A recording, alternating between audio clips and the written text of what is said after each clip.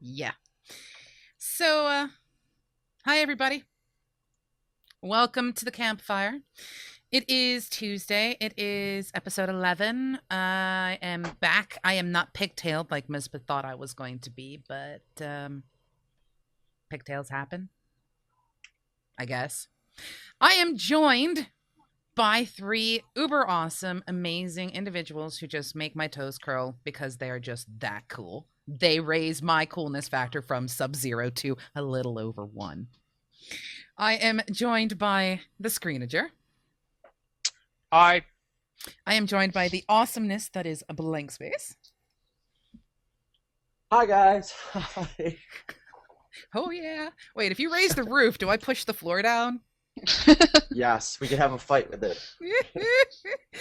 And obviously, our special guest is the gorgeous Tasha Darke, joining us from Healing Over Time in specific, not just her guild today. Indeed. Hello, everyone. So, first off, hi to all of you people out in Twitchers land? Twitchland? Let's just start this one off with That's where all the coffee drinkers go. Yep. Just as a small warning to everyone, I've been up for just a little too long. So I'm starting to reach that edge where I'm not quite there, but I'm there at the same time. So it'll be an interesting show. At least, I hope it is.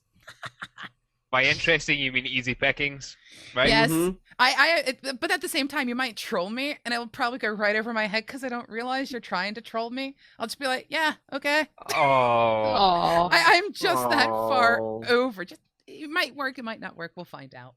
But yes, so how has everybody's week been? Let's start with you, Screen. Have you had a good week?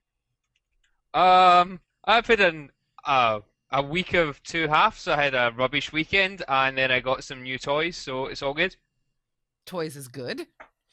How Yep. about you, Blank? Got all of the new art assets that I needed for Viking Nation stuff. Did my entire rebrand in 4 or 5 hours, and yeah, having a pretty great week. And of course, getting to talk about Healing Over Time today, and picking up my daughter. Dude, it's like even if I was having a crappy day, it's getting exponentially better now. So Fantastic. And you, Tasha, have you had a good couple of weeks since we've seen you? I've had an eventful few weeks since I last saw you. I had a tooth out, which was fun, and then my husband gave me flu the same week, which was doubly fun. Yeah, it's not been the best of times, but I had a very, very awesome delivery over the weekend, and yeah, we'll talk about that later, I think. Oh, yeah. Yes. It's been made a lot better. Oh, I can definitely understand how it made things a lot better. Now, we're not going to run through our typical format of the show, but we will kind of do it, but kind of not. We don't need to grill Tasha again. We don't need to roast her. Boo. I'm more in a cinch for the last time, I think. I was going to ask her, why when your husband offered you the flu, why didn't you say no? She said he gave it to her. Like, that's all I was thinking was like, here you go. And she's like, oh, thanks. Do you know what was worse? Is he was sick on his birthday, and then like 3 days later, I was sick, and it's just like, yeah, I really don't need this, and he didn't need it either. So he had a bad birthday, and then I had a bad time afterwards. So yeah, fun times all around. Bad time. That's no good.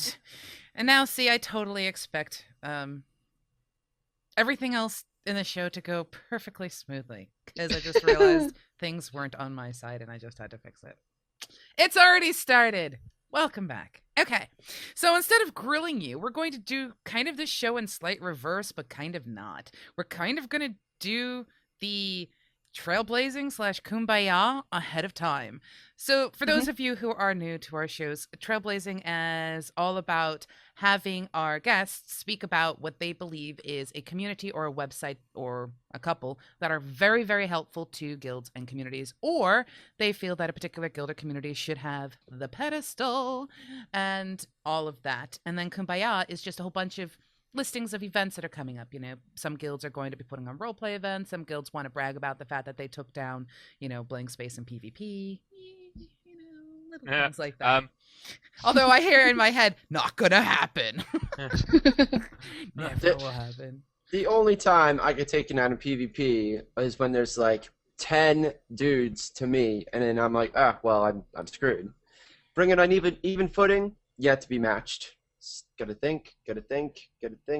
It's true. I haven't had a chance to actually go face to face with the EU guys, but other than that, hasn't happened. So. And I do have to take my hat off in yet another public setting. DL disclaimer, you are hysterical. Thank you so much for ganking me. I appreciated that. That was wonderful.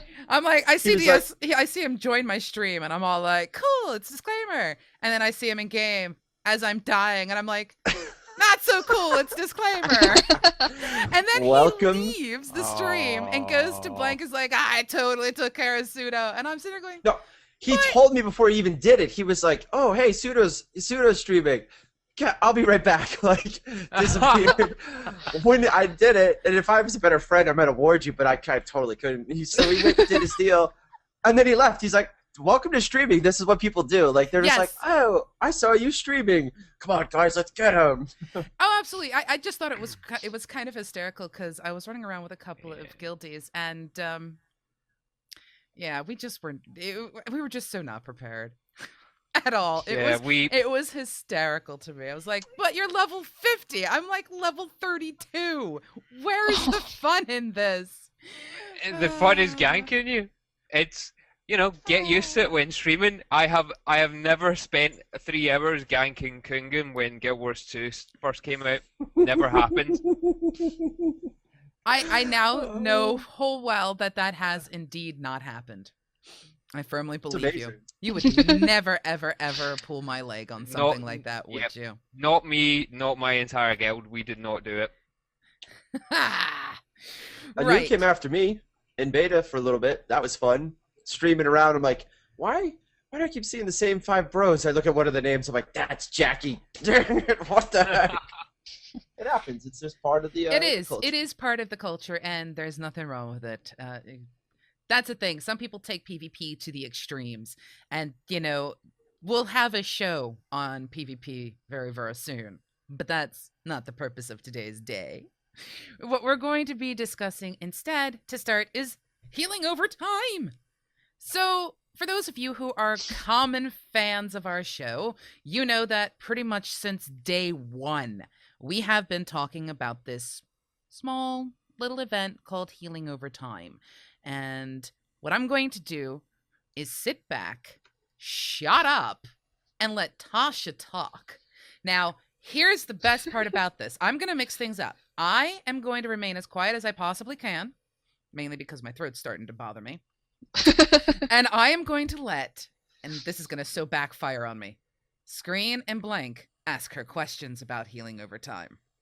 Oh, this was a bad idea. Like I said, this is so probably a bad idea, but we're going to give it a shot, and we're going to let my throat have a tiny bit of rest, because unlike Mizpah, I do not lubricate my throat. And That if could you have want to gone know what so I'm talking badly. about, Yeah. that Phrasing, is... Jonesy. No. Phrasing. That was his phraseology. That was his choice of words. It's in the quick bite from Cosmotronic of last week. Have you It starts out learned that way. nothing about listening to Mizpah after that PvP incident? Here, I'm Mizpah. I've had a good idea. Let's do this. Well, if you watch the quick bite from last night's show where we start talking about loot distribution models, it starts out with him talking about the cod piece of joy. Good start. So, just saying. But anyway, all right, my darling Tasha, you literally have the floor, and I will start you with one question, and then I will leave it to my hostesses with the mostesses in sequins and leather. We'll throw in leather this week. To take the weather, grill you about healing over time. So, healing over time is occurring when? A week on Saturday, so 29th of March, we kick off at 10 a.m. GMT, and the US guilds follow 5 hours later at 3 p.m. Well, 10 a.m. Eastern, essentially. And yeah, so we're going to be streaming games for 24 hours. There are a grand total of 8 organizations taking part.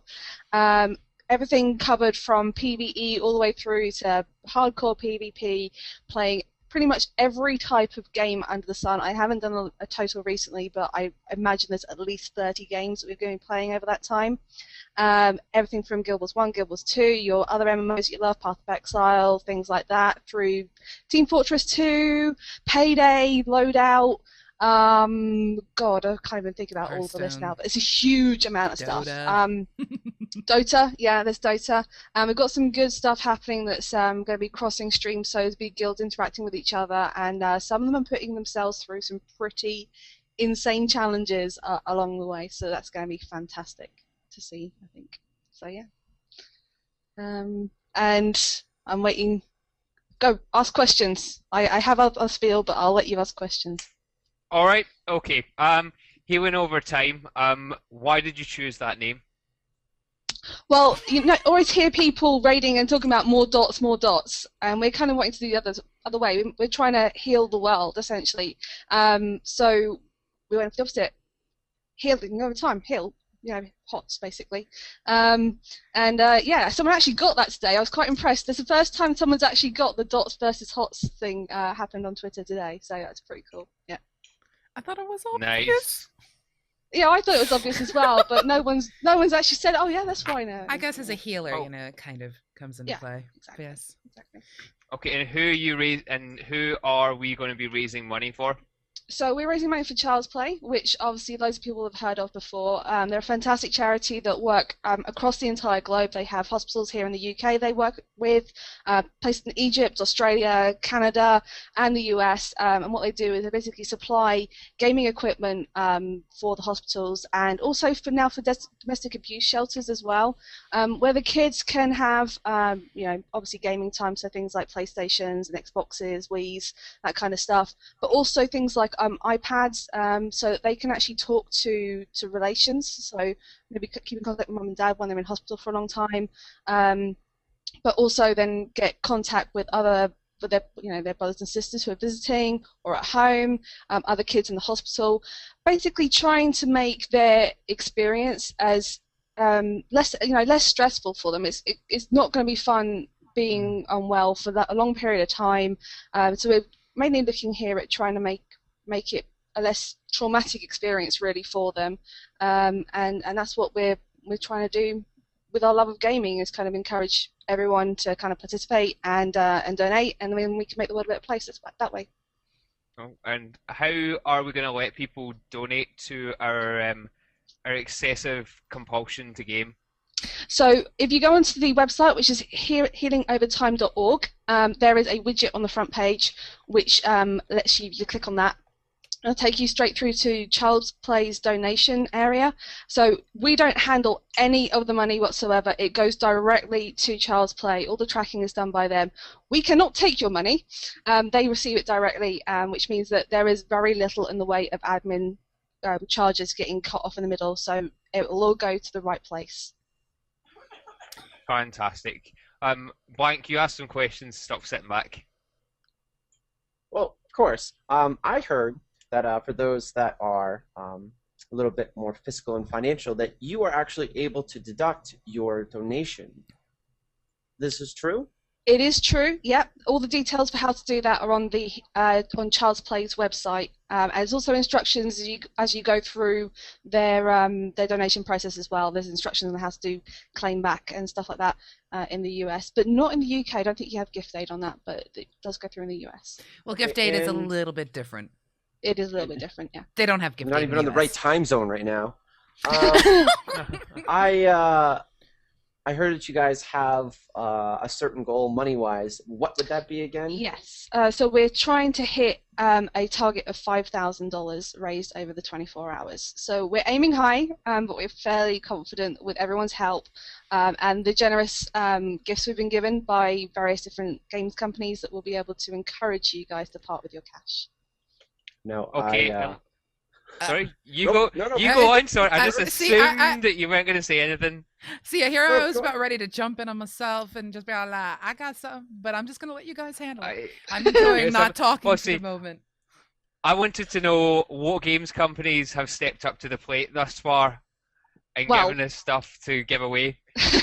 So NCSoft, who are the people behind Guild Wars 1, Guild Wars 2, and WildStar, have been absolute fantastic sponsors for us.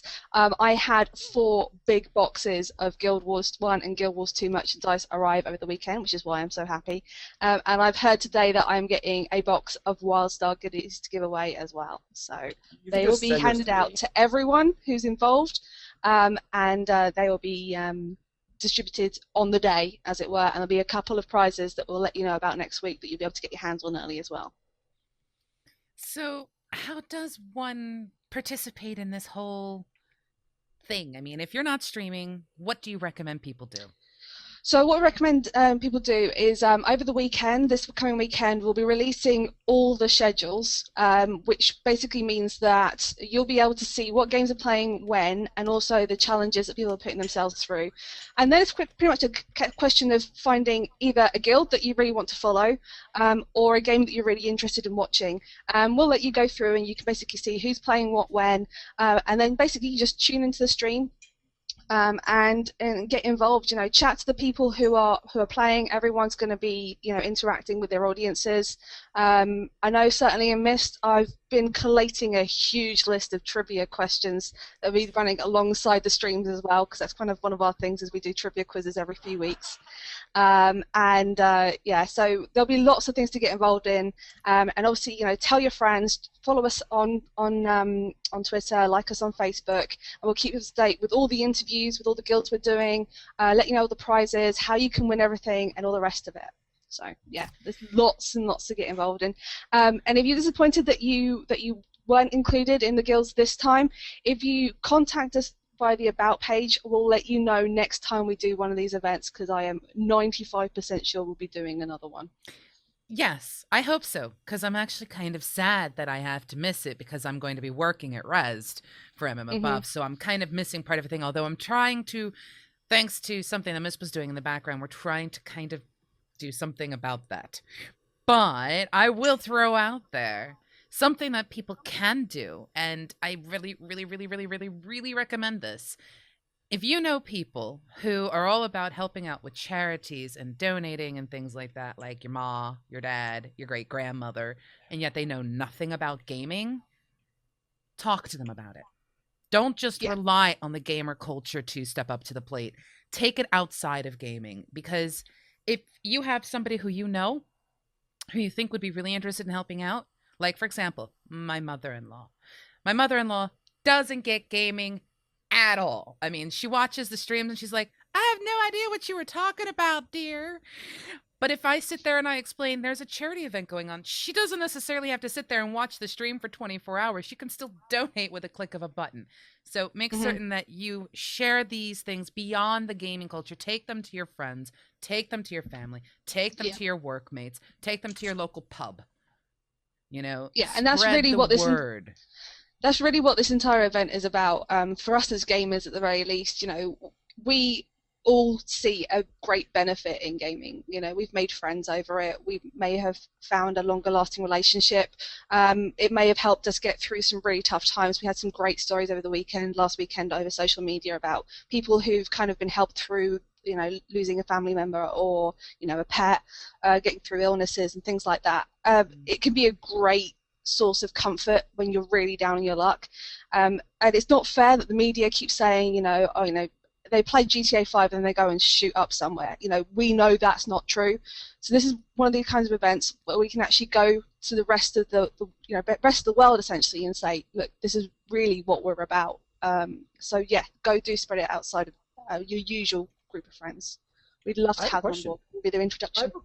I have a question for you, Tasha. Do you have a package that I can take out if I'm a stream viewer, a part of the community? Because when we did the Elden games, we put together a packet that you could give to people. I went to my hair salon, I brought it to the bar, and people were like, what's the deal? I'm like, I'm gonna play games, I'm a nerd, I'll buy your drink right now if you'll donate to this thing.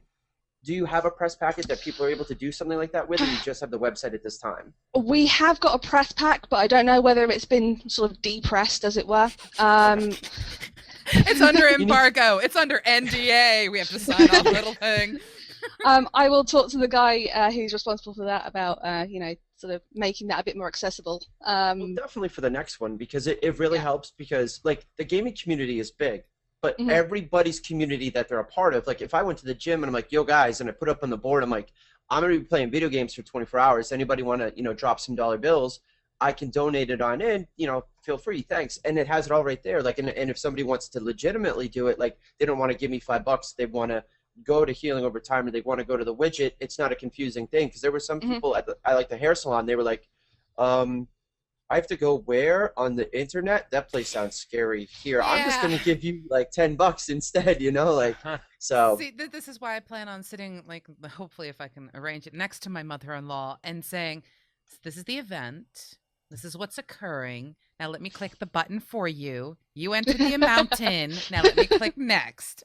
But you could just sign this preformed will. Yes, that's fine. Thanks. I will have I am actually a very good person when it comes to money. I don't deal with it. My husband does. I just let him deal with it. It's like, we need money. We need a new computer. Do we have the money? Yeah, cool. Yeah, just buy it. Just buy a new.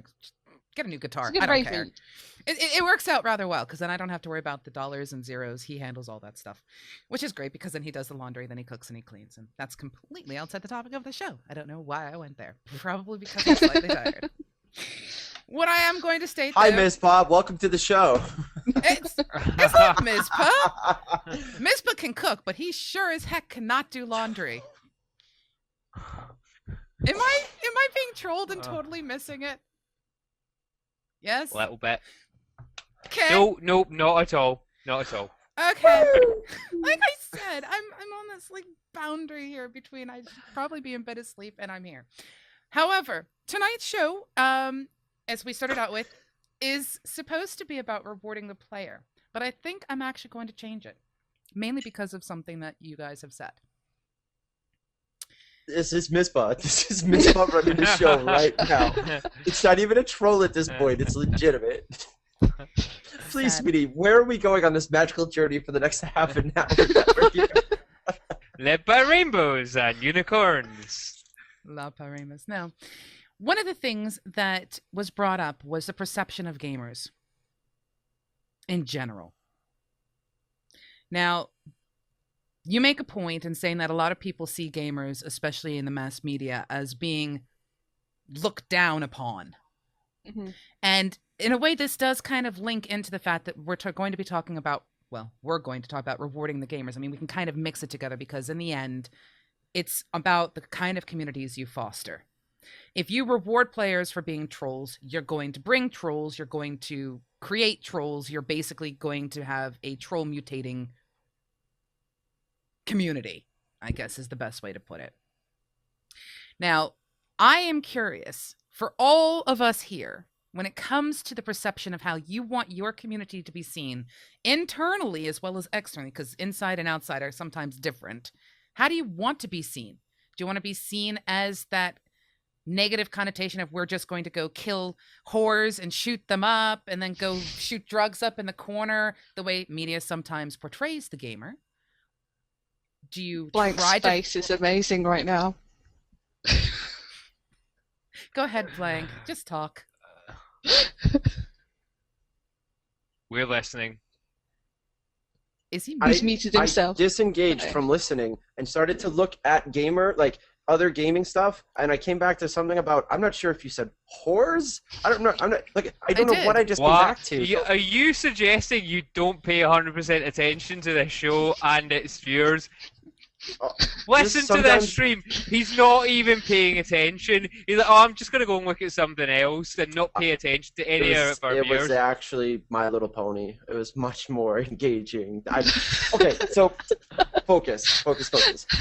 You were talking about whores and shooting up. Gaming stuff. And I was actually talking about perceptions of your community. Jesus. Here, okay, we'll talk about my community if that's how you want to put it. Well, that's basically what I'm doing. I was going to get Athene stuff because I thought that was the direction you were going to try and point things was, how do people see gamers?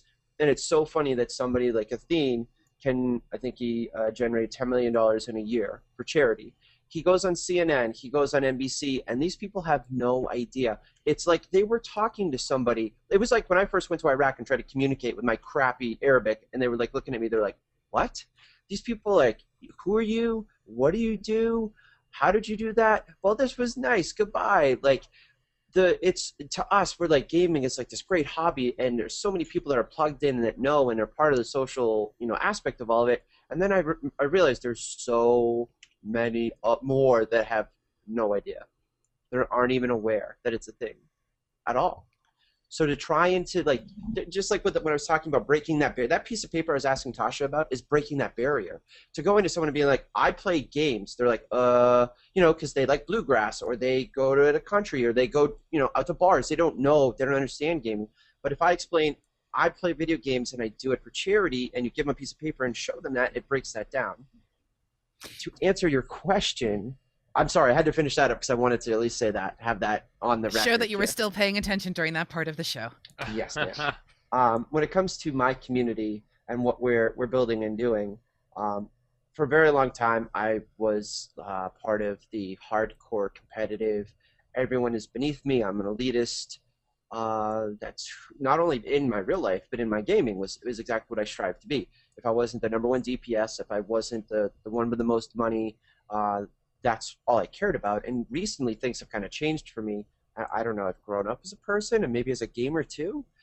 The community aspect means so much more to me. So I realized after I get injured, I like doing charity stuff. I like talking to other veterans, so I started volunteering my time. And then I realized that there were ways I could do that with my hobby. Like gaming, it went from a career and something I did hardcore into a hobby, and then I realized I could do good things with that. So that's what we're going to do. We're going to allow people to come in, play games, have a good time, and we'll do charity events. We'll do fun get-togethers. We'll engage people. And my plan is that anybody who's looking to grow in a specific way, to give them the tools, whether it's Healthy Gamer, whether it's they want to learn how to Photoshop or do whatever people are looking to do, I want to give you the tools to be inspired and motivated and go do it. Now, it's interesting you say that you, through your history, have changed. Now, I have to ask, Screen, when you first started out gaming, were you part of the group of elitist jerks, for lack of a better term? No relation to the Elitist Jerks website. Just have to put it out there for public relations. But were you a member of the quote-unquote elitist thing when you first started out gaming? At the age of 8, probably not, no.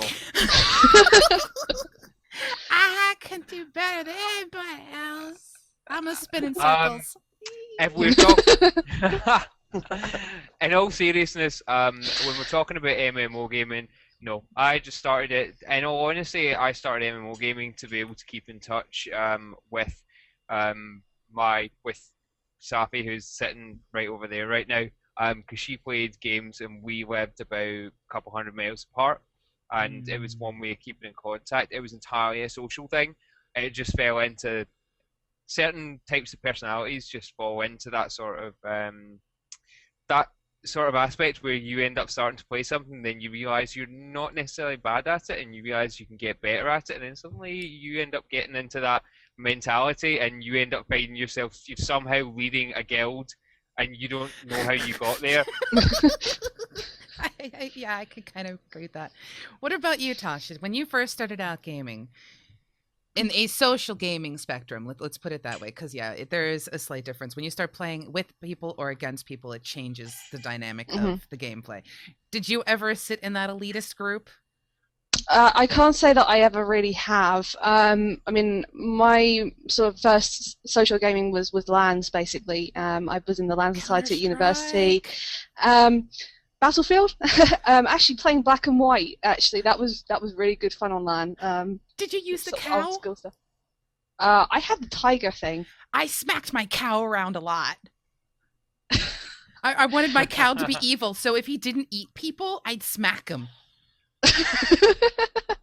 I know someone I know taught their creature to skim the villagers on the water. That was really, really good. I was Oh, really that's impressed with that. Sorry, didn't mean to distract. It's just it's so rare to run across another black and white player, and I'm just like, Oh, no, I you love know it. what I mean when I say cow and smacking the cow. You get it. Yeah. You understand. But Yeah. yes. But I mean, in terms of MMO gaming, I've never really gotten into PvP that much. Or any really real sort of even PvE's elitist though these sort of days. I've never really gotten into it that much. Primarily because that's not been my focus. I'm mostly interested in sort of meeting new people and getting to know the various different cultures of the world. I see this as a cheap way of getting an idea of what everyone's world, what the world's like, essentially. So I've never really been part of that, and it's never been my focus at all. Right.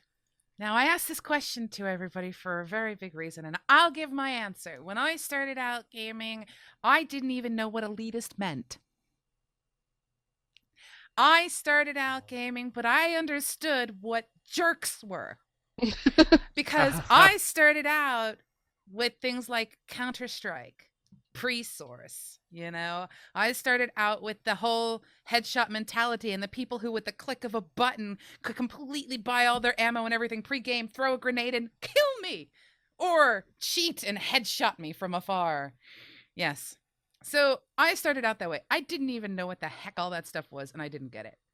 But when you first started playing, you were getting rewarded for something. You were finding something wonderful in your gameplay. Shish, this is working. Blank's like, she's just growing up. That's just all. But this is the thing. We're almost there. We're almost there.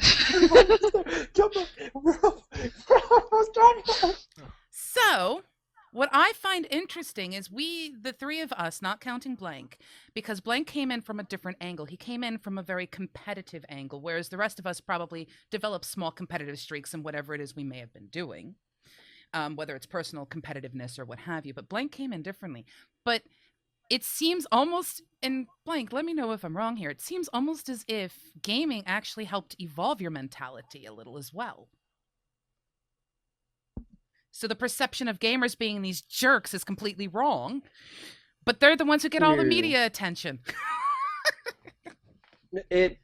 I think I grew up and then my gaming kind of followed. Right. And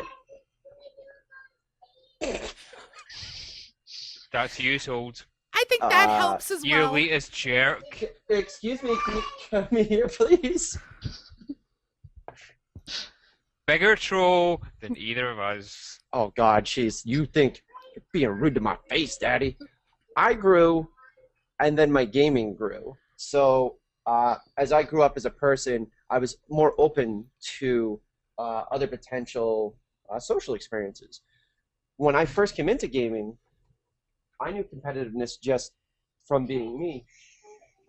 There's the Viking princess. The other special guest on our show.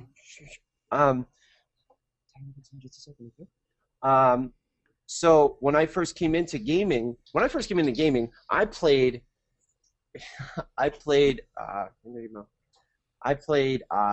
games like Half-Life and deathmatch sort of stuff.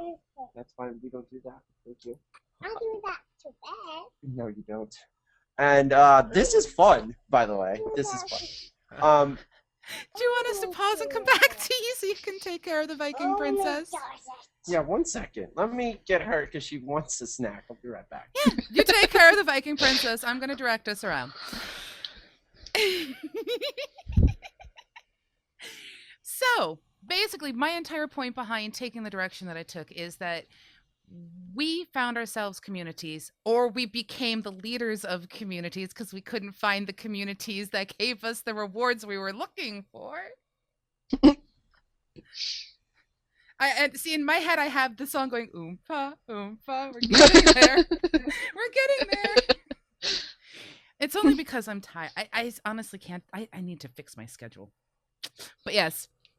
So, in a culture, at least when I played Counter-Strike, one of the things that I ran across a lot were people who were cruel, people who were lol fag, lol noob, you suck, You know, people who trolled on purpose. I mean, it's almost like when we discuss the community of League of Legends, you don't think rainbows and bronies. You don't think that. You think a bunch of vicious little kids who are getting upset because somebody stole their kill, who are, you know, this whole me entitlement community. It has a stigma attached to it. Now, that's just the League of Legends and the MOBA communities. Unfortunately, that's what they've been saddled with. Now, game design kind of hints towards why that is, because you literally, as an individual, the better your score, the better you are. It's not so much the team mentality, which is something that they've talked about trying to fix or change in Blizzard's Hero of the Storm, which is something else that is not quite there yet to be released. But they talked about how they want it to be, you level up, your team levels up. So it's no longer just you get that last shot, you get the last kill. We're talking about MOBAs, by the way, and welcome back. Hopefully the princess is happy. She's upset. There's no Scooby-Doo bones, so we're gonna have to go to the store. But Well, that's your fault. First world problems, man, are difficult. Indeed. Indeed. But yes, so they have a stigma attached to them of that sort of, it's all about me. It's all about what works for me, what's the best for me. It's not that community spirit. Go ahead, Tasha. I hear you sort of jumping in there. Yeah, I think that's sort of true until you get to a certain level. I mean, you kind of have people who play casually, and then you have sort of the vocal minority who perhaps behave like that. I don't necessarily think that every person who plays League of Legends is like that, because there are so many people who just play it because, you know, it's there and it's kind of fun, that, you know, aren't interested in getting involved in all that kind of stuff, but you never hear about them, so they don't get any attention. And then you get to the higher level where people are trying to win money and all the rest of it, and the team play comes back in, and then, you know, there's all the drama that goes around with all that, you know, kind of high end, exactly the same as any other kind of sport, you know, who's moved from Man U to wherever this week and all the rest of it. But you kind of have, those games do breed that mentality. I mean, I don't have a huge amount of insight into League of Legends. My husband plays Dota 2 fairly well, and we watch the international. There's always a Dota 2 match going on in our house. He's probably watching it right now in the living room, you know, you do see it, and I don't like playing without him and our friends because of that kind of mentality that goes on. It does drive people away. It's a mentality that goes way back to FPSs back in the day. You suck, you noob, learn to play, lol, and I say lol a lot.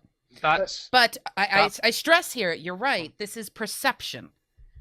Mm-hmm. You know, I know several Dota players who are some of the sweetest people I have ever met, and they play sweet as well. They don't sit there and trash talk people. But unfortunately, it seems like the perception of that particular community is so negative.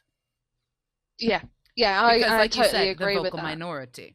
But that's kind of like the way it is with the gamer culture. It is, entirely. I mean, I think one of the other things, like taking this through to EVE, for example, that game would not get anywhere near as much attention if you didn't have the potential for people to lose thousands of dollars on a semi-regular basis by the architecture of the game.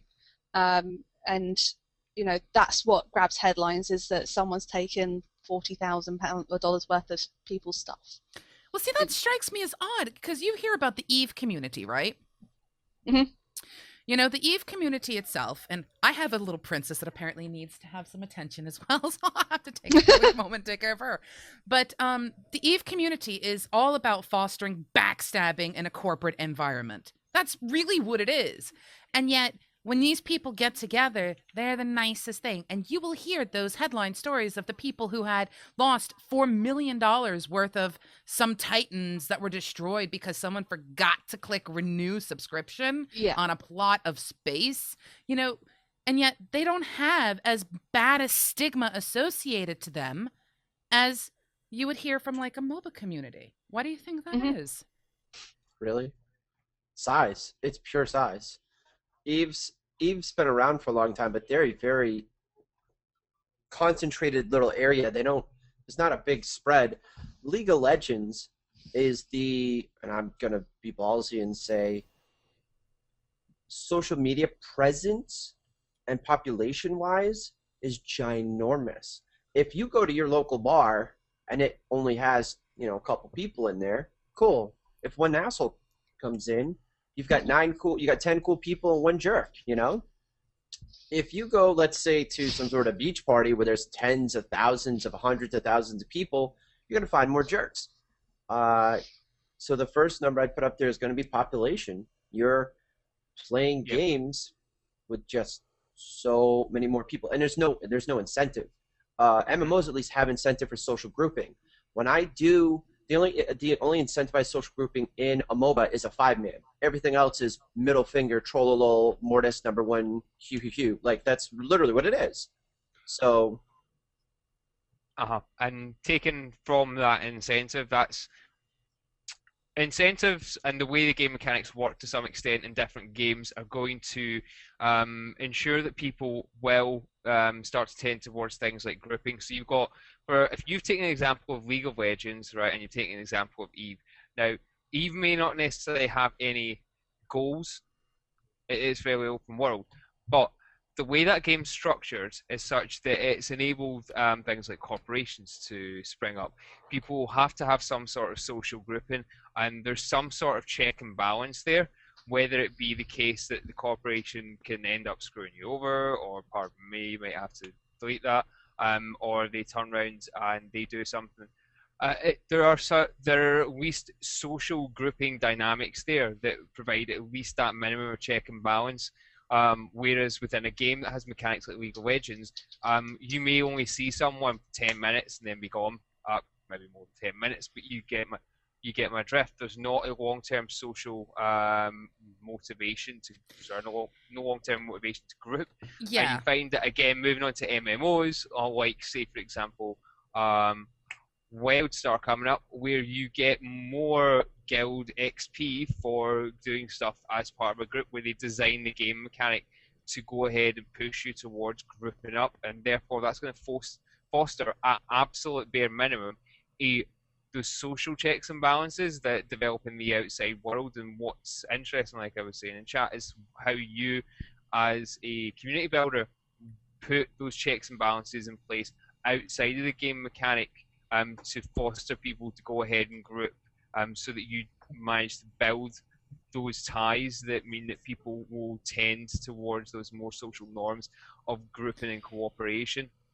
Do you think, and this is the thing, when it comes to communities, one of the things we have tried to stress in this show is the communities themselves have a lot of power in games. They can shape how a game evolves, not just with their interactions with the game companies themselves, but policing servers if you are so inclined, working together with the other guilds and communities on your servers to blacklist people who say, wow, cat, are ninja looters, etc.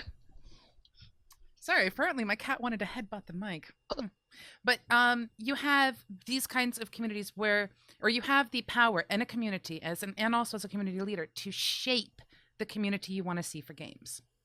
Do you feel that games game types and architects like the MOBAs, like the first-person shooters, like all the clan mentality, etc., that you can get inside those types of games, can actually have a positive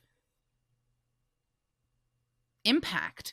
Or do you feel that the game design has actually kind of made it very difficult for communities to have literally any kind of impact on what type of community is being fostered for that game? Not a fair question. Because you're saying, can they have a fair impact? Of course they can. I've got a bunch of right-wing, terrible people that I would never let them ever speak publicly on what they think and feel. That would be the first ones to raise money for kids, would be the first ones to get together with the biker gang and, help out a kid that's got cancer in a local place. However, they do not positively impact things unless they want to. The same would go for, let's say, a Counter-Strike clan. I used to be terrible. I can remember running around stomping in pubby servers, just being a jerk because I could. Because the name of the game is to be number one. But it doesn't mean that that there isn't a possibility for them to get together to do something good. It's not like you couldn't go to some big Call of Duty group and be like, yo, let's say even for healing over time and be like, hey, you guys are a bunch of derps. We want one of you guys to stream for us for 24 hours or like however many people that everyone who isn't me that's going to be streaming in these little small sections of time or whatever. We'd like you guys to do this. And even though they're a bunch of derps and ding-dongs who don't really do anything but play this game, they still could have a positive impact. So I don't think it's a fair question. No, you make a very good point there. I think in a way, it kind of, what comes into my brain is, you can have a community that is incredibly toxic, or you could have an individual who is a gamer who's in the public media who is an absolute herp derp, or whatever phrase you want to use to classify one of the extreme jerks in the world. And the moment they turn around and do charity, is that supposed to, I mean, it's almost like I want to make certain that they're not using charity to try and gloss over the fact that they're jerks. Well, people do that first of all. But people do that in real life anyways. Yes. People do that in real life. I Look give at to politicians. charity. Look at politicians. True. Look at the charity I gave to. True. But I do want to say. Yeah. Sorry. You go on. Step on that politician. I do want to also clarify, we're not trying to say that Tasha is an absolute jerk and she's just doing this charity No, event. we are.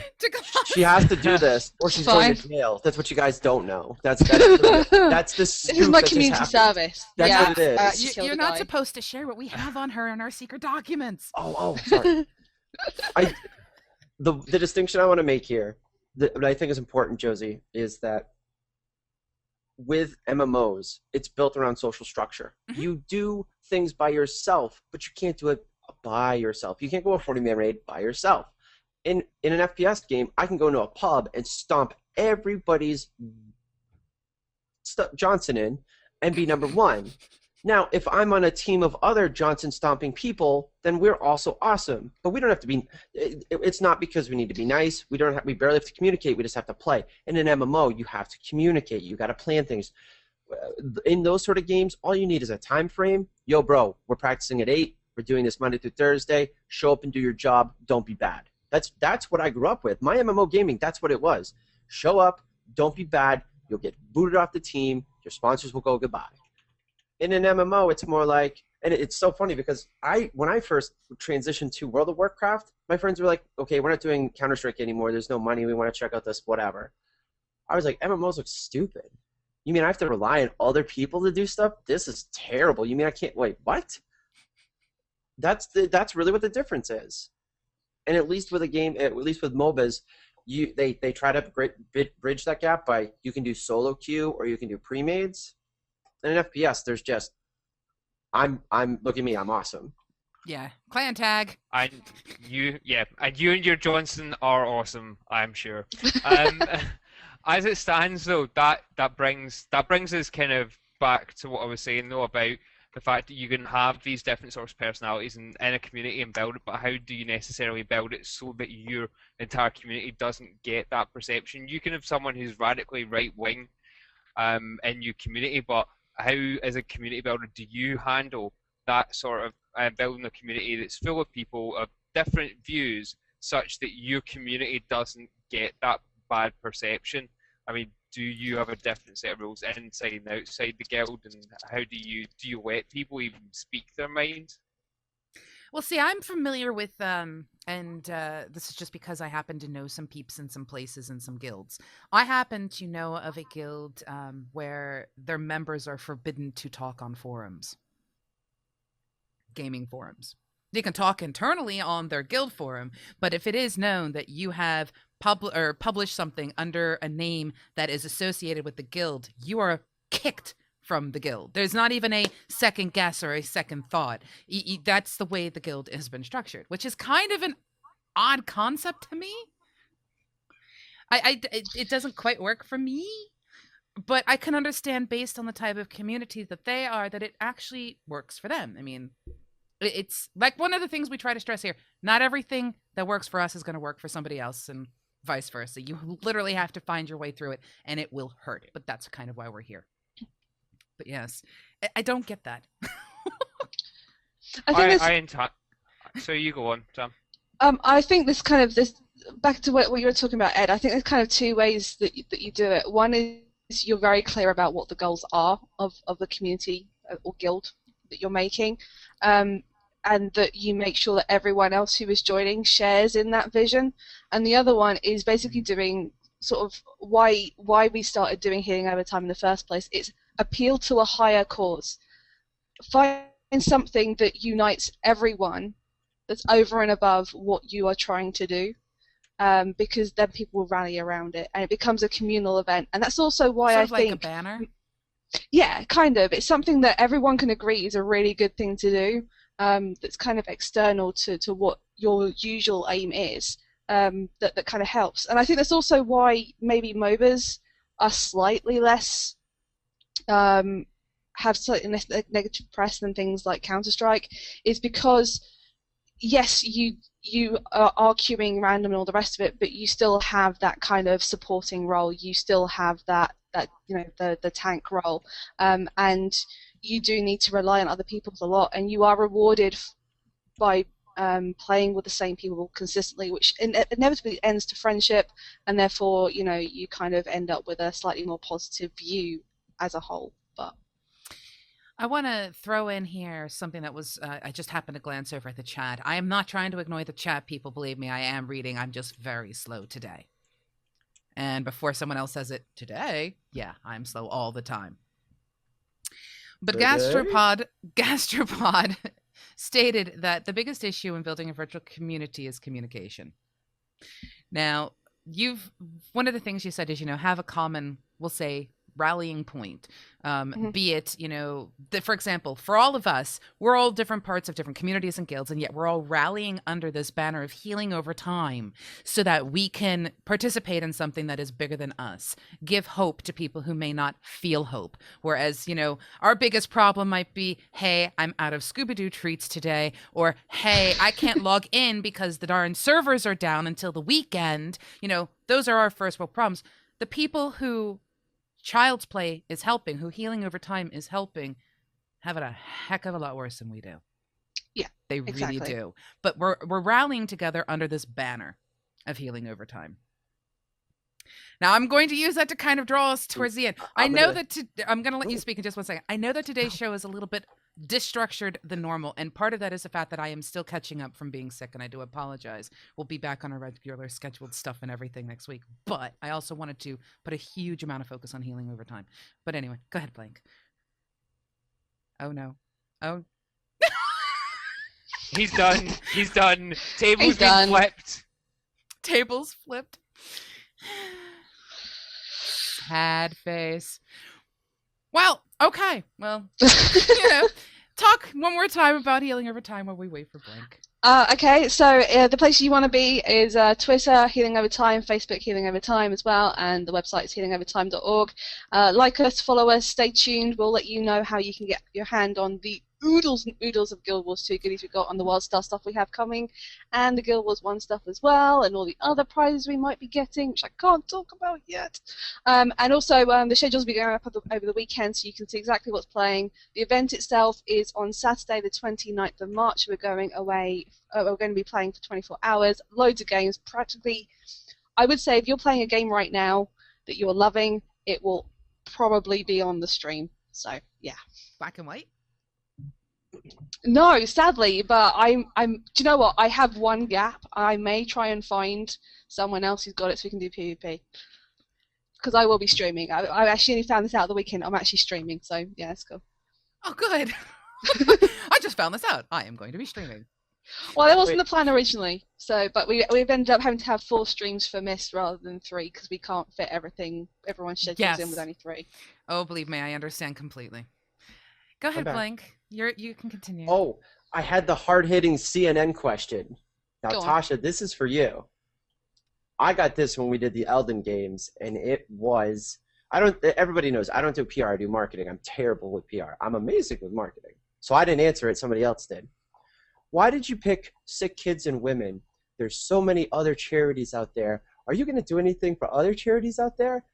This was the question that was posed to me, and I said, I'm going to give this to someone else. Because I was like, who does like sick kids, right? And then it was told, no, just stop. So my question to you is, I out of all of the different potential things that you could have picked, why to you personally, and then also organizationally, did you pick Child's Play?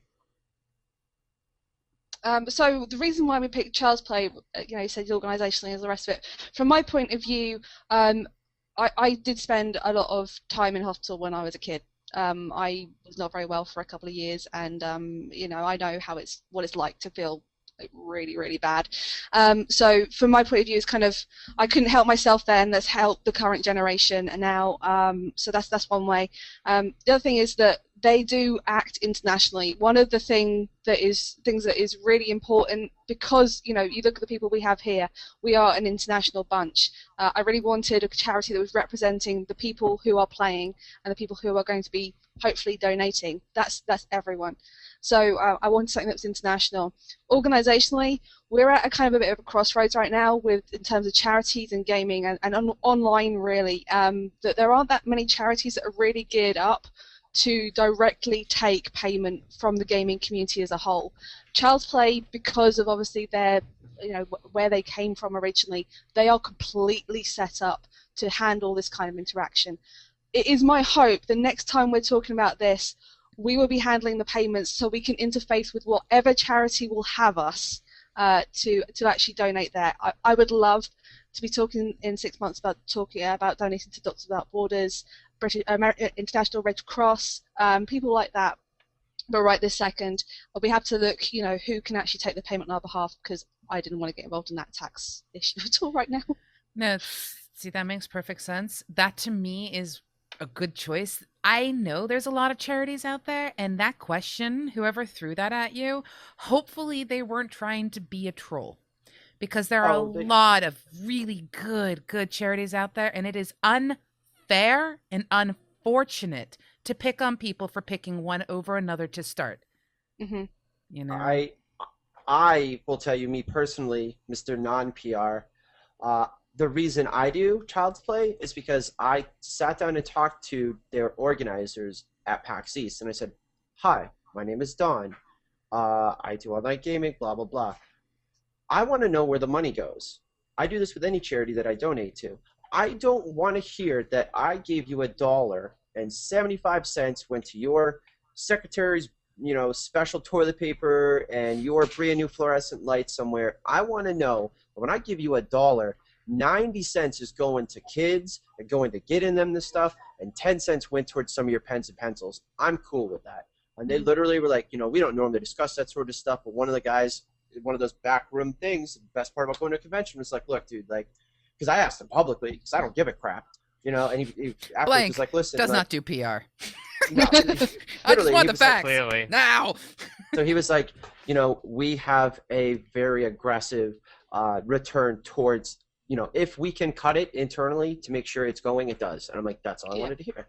You can have my money now. I will help raise money for this. I feel comfortable, because there are some charities out there where you donate and it's like, oh, a proceed, and it's all worded. A portion of this goes there, and you find out that 50% of it went to someone's new nose job, and 50% actually went where it's supposed to. And out of that, logistics, transportation, and the materials, literally 10% of what you donated actually in goods makes it. That's unacceptable. That's why I will always back Child's Play, because I know that they're getting it. I've seen it. It's legitimate, and I'm comfortable with that. My ethics can stand behind that, and I can feel proud to be like, I did this stuff for this charity. So. Yeah. And if you want to also sort of see where the money does go, if you head to the Healing Over Time website, I think it's the second post down is kind of highlighting the work of Child's Play. There's a link in there to a YouTube video which actually goes into one of the hospitals in Australia and talks to the kids and the staff directly. And if you watch what they do and you listen to the way they talk about the charity, it really hits home the benefits of donating there and what everyone actually gets out of it. So, yeah, it's great. I think it just went into the. I just put it in chat. Thank you. I can be quick about some things, really slow about others. Really, really. But yes, we are coming up to a close of this particular section of the show. I'm assuming you want to drop a link again. Healing Over Time. You do not need to wait till people go live to start donating. Just want to throw that out there. So with the donations are already open. Go ahead, donate now. It'll be open until, well, after we close. And yeah, help us smash the 5,000, please. So yeah, send the links to your friends, all the rest of it. And if you keep an eye on it next week, there will be some prizes for you to get your hands on before we actually go live. So yeah. Yes. And I am going to be cheering from afar. I am so mad. I am. I'm sorry. It just so happened that weekend. Do you know what? I can't doubt the dedication of my guild. I had someone who swapped holiday from next Easter, so 2015, so that she is available to play next weekend. Wow. So that is why after I found out the res was that weekend, I'm like, yeah, I'm still not moving it. Sorry. No, that's perfectly fine. I mean, believe me, if I could be there, I would, but I do need to kind of do what I have to do. But that's not going to stop me from donating. Excellent. Thank you very much. I might have to wait until I see Blank in a dress. Or I see Tasha do a dance. That's what I'll do. Oh, that's fine. There'll be forfeits. Don't worry. Oh, we're raiding. We're raiding people. I've got a plan. The Viking Nation's going, as they say, ham. We're going ham. And that's I'm not gonna let the cat out of the bag. I'm not saying anything. But I don't like. It's funny. The internal email I get is, "You need a schedule." I'm like, "I'll be there the whole time." I'm playing everything. we will be doing some pretty cool stuff all over Twitch TV, and that's all I can say for now. So yeah, it's gonna be a blast. Those of us who don't have to go to Res. Yeah. And that's actually one final thing I did want to highlight before we sign off is the stuff that all the guilds are doing together. So my guild and Red Explorer are going to be playing a Minecraft Hunt the Wool PvP session together. We're also going to be playing Alliance Battles in Guild Wars 1. So we're both fielding a team each. We're going to be going against each other. And Boon Control, another one of the guilds that are involved, they are playing a dual stream of Diablo 3 on hardcore for the full 24 hours. So yeah, that's gonna be mental. Wow. I can just see 22 hours in. I died. Wow. Yeah, it's gonna be interesting. As to whether or not Rest has Wi-Fi, it depends. I don't believe they have Wi-Fi for the public, but I do. They did last year, but it was really flaky. The various businesses around tend to, but yeah, I will be popping in periodically and bugging people. But yes, remember folks, please get together, support things, because thing is, even once this is done, there's nothing to stop people from getting together, pulling events together, working with other communities. I have my fingers crossed, and I'm probably going to make Tasha cry. I have my fingers crossed that the Healing Over Time banner remains and it becomes an annual thing with maybe a biannual kind of events that occur, thus allowing people to get together frequently for a variety of different events. That's my hope. Are you taking it that direction? Well, there you go. That would be my hope, is that we can, we kind of roll this out this time as kind of a smallish event.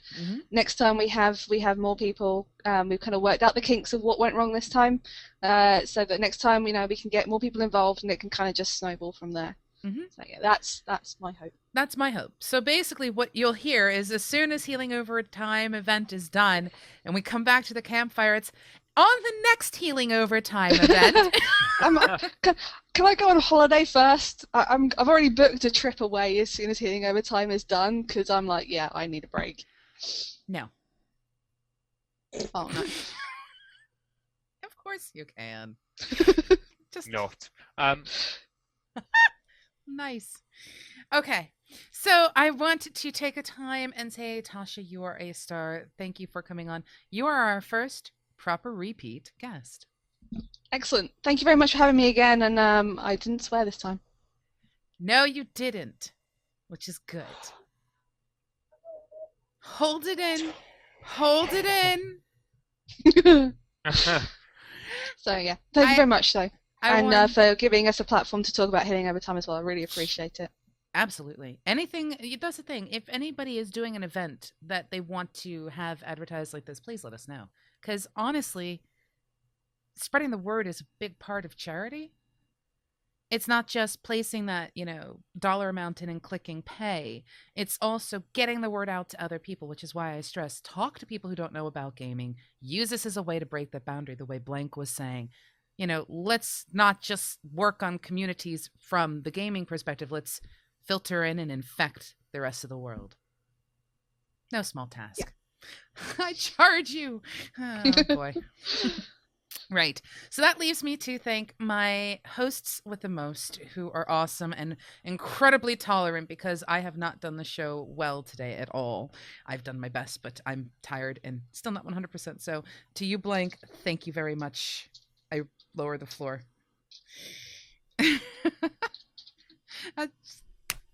I didn't realize how bad that was going to look. I just saw how bad that looks. Okay. And to you, Screen, thank you so very much for being here, as always. Johnson's. Johnson. It's been a pleasure. And with that, I thank all of you who have shown up for being super awesome. Tomorrow we have Top Draw, where we are actually ripping into the beta notes from Hearthstone. And all I can say is Dr. Marsh is not amused. There's something that has occurred in the Hearthstone patch that is making Dr. Marshmallow really unhappy. And that's going to be involve interesting. unicorns? It does not involve unicorns, although apparently it involves crystal balls. But I can't reveal all until tomorrow. Johnson's and crystal balls. Johnson's and crystal balls, episode 11. But and then Friday on the Cosmotronic, we had to reschedule Onlith. Onlith was supposed to join us last week, but as he said, he was a little busy, so we're rescheduling him. I'm not certain if he's joining us this Friday, but we should have the entire team back of Gazi, Kai, Mizpa, and myself. And we're going to start digging into some things, like, for example, no, I can't reveal that. That's cheating. I can't do that. But yeah, sort of like what we did in the last episode, where we talked about whether or not the NDA lift was a good idea, etc. The typical stuff we do on that show, including troll each other. And then next Monday on our show, we're going to continue our loot distribution model, and we're actually going to start getting into statistics and things like that. And probability. There had best be scatter diagrams. If there are no scatter diagrams, I will. Well, we actually had a graph on the show, but Ms. looked at it and went, I totally forgot to put probability on there. And I went, oh my. So, but everyone waved to the Viking princess, who was absolutely gorgeous today. Hello, Viking princess. And yep, she's done. Yeah, she's like her father. I'm done. She cleaned up a mess that she made herself and then wiped her hands on my shirt and then told me my face was fuzzy and it needs to come off. And I said, it's okay. I will clean my face up later. And then she said, okay, bye. And then she just got down. I like the Viking princess. But on that note, thank you all so much for showing up. And we will see you next week. Same bat time, same Campfire channel. And it'll be different. I'm not certain who we're going to have as a guest. Hopefully we'll have Josie back next week instead of Mizpah. So we're looking forward to that, folks. And thanks for stopping by. I blame being ill. On that note, everyone send your hearts to their communities. Loves to you guys. And we'll be back in just a few minutes. Well, at least, no, we won't be back. We're actually just going to go. I'm too tired to stick around for long. I'm screwed.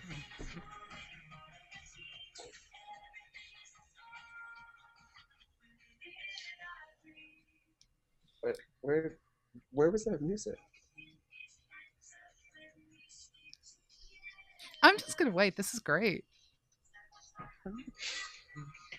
I am not being trolled at all. So this is coming from you, Screen. Well, not me. Coming from the sheep. I was like, wait, I'm hearing this, right? I'm like, where is this music coming from? The funny I thing was like, I is, you looked- assumed it was you, and I was just sitting there going, "This is going to be great. I can't wait to see who it is." Right. That's Bye, obvious. everyone. That's obviously us. Bye, everybody. Bye.